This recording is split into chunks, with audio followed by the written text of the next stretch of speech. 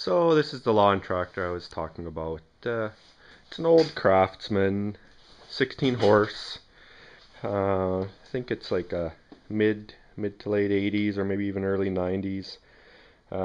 Briggs 16 horse twin LT4000. You can see there it's a Vanguard 16 horsepower twin. So actually came from my wife's aunt. She bought a nice new John Deere for out at her cabin, and she said we could have this one, so she gave it to us for free. It wasn't running right and smoking and kept dying on her all the time, so she just decided to get a new John Deere.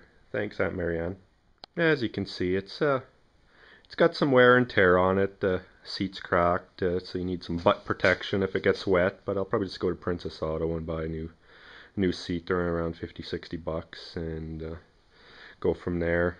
There you can see the V-twin engine, 16 horsepower, Briggs. Should be a good engine. I'm thinking what I might just do is, to start out with, is get the old gas out of it and maybe replace the plugs and look at finding a carb kit for it. When I started out at the farm, it smoked an awful lot, but it didn't seem like it was oil smoke. It seemed more like it was running really, really rich. So give her a little choke. Throttle down, pull out the choke, put it and push in the clutch, and let's see if she'll start. Come on, baby. Ah, it's dead. Okay, I got my booster cables, and I've got an old battery here that was from my old car when I swapped it out. Still is in decent shape. I'm not sure if it's charged, but I guess it's got much charge on it or not, but I guess we'll find out soon enough, because the car battery should have more than enough to start a lawn tractor. So just 100% sure I get the positive and negative right. So hook that up both sides. I know I'm probably not doing this in the right sequence, but whatever, maybe I'll get to see me electrocute myself. Alright. Well, I hear it clicking. Sounds like it's going. Got some juice to it. Better go open up the garage door again, just a hair.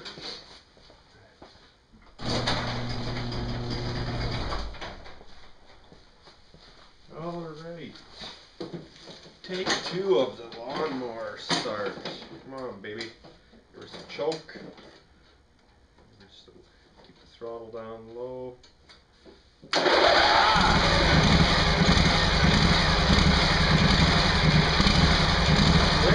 Well, that's running pretty decent compared to last time. Didn't smoke or anything, so maybe it doesn't need a carb kit after all. Maybe just run some carb cleaner, system cleaner through it, and give her an oil change and a fresh set of plugs, and figure out what the heck's causing the battery to go dead. It's kind of interesting. There shouldn't be any draw whatsoever on it. Maybe it's got a bad ground somewhere, or a wire that's shorted out. I guess to start out with, till I could find it, I could just put some sort of disconnect switch in line with the battery, like a heavy duty one like I bought for our trailer, and just disconnect it completely from the system so that there's no way that it can drain. But in any case, it fired up and it sounds not too bad. That this battery is so dead that it won't even take a charge, which wouldn't surprise me, because the charging light should come on. Go figure. Well, I've got a different battery charger here that might bring it back to life. It's just a standard one. I guess just a regular one, I think 1.5 amp charger. Actually, I had a better idea than using my 1.5 amp charger. I'm going to use my radio controlled car battery charger. One of these units.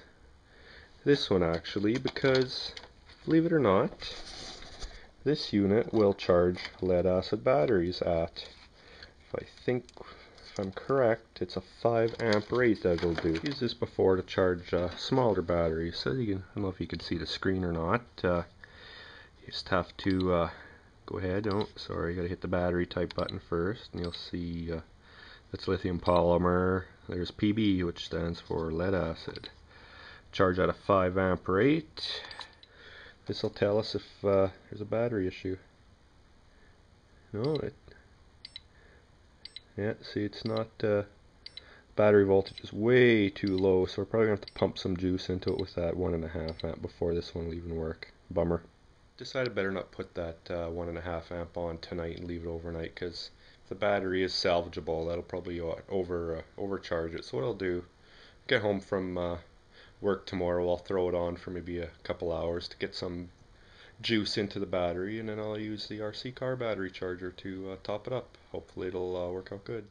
Well, I've decided since the battery is shot, I still maybe take the front of the tractor off so I can get everything and give it a good oil change. Looks like it's fairly simple. The headlight's already disconnected, so I think it's a matter of taking off that bolt.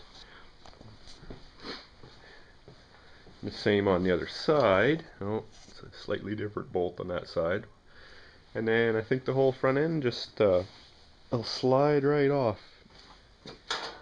Oh, look at that. Got it right this time.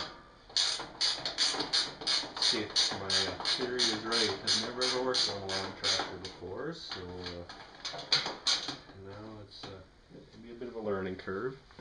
I shouldn't be working on a lawn tractor because I've got so many other things that I have on the go. It's one of those guys that so many interests and not enough time, and so get to sleep in a bit tomorrow, so that's why I'm out in the garage a little bit later than I normally am on a night where I have to go to work, so let's see what happens. Maybe get lucky and the whole work will just fall right off. Oh, this doesn't look like a factory bolt, but whatever, it works. Alright. Doesn't look like much holds this on, so just look at that piece of cake. That's a pretty decent shape. Let's just take a quick look now that we can get closer in. Here's where the air filter is. It definitely needs to be changed. And there's two valve covers, I guess you could call them.